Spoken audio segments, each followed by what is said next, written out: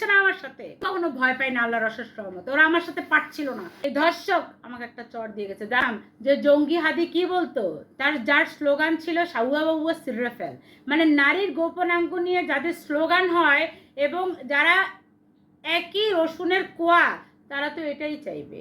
কেন graphics video violence করে আমাকে নিয়ে, দর্শন করবে, ছিঁড়ে ফেলবে, হ্যাঁ, নোংরা নোংরা ভিডিও বানায়, আমার মাথা অমুকের মাথার মধ্যে তমুকের মাথার মধ্যে শরীরের মধ্যে লাগায়, এই যে নোংরা গ্রাফিক্স ভায়োলেন্স করে, তাদের মাথার মধ্যে দর্শন ছাড়া তো কিছু নাই।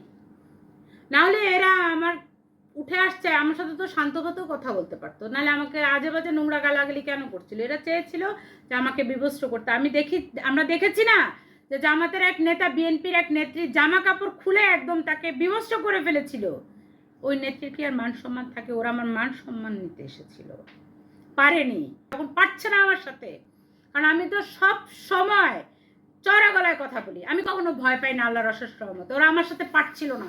তখন এই বেয়াদব, এই মূর্খ, এই অত্যাচারী, এই ধর্ষক আমাকে একটা চড় দিয়ে গেছে, যার বইয়ের কোনো হিসাব নেই, যার বইয়ের কোনো ঠিকানা নেই, সে আমাকে একটা চড় দিয়ে গেছে। কারণ তারা তো চেষ্টা করেছিল আমাকে মব করতে।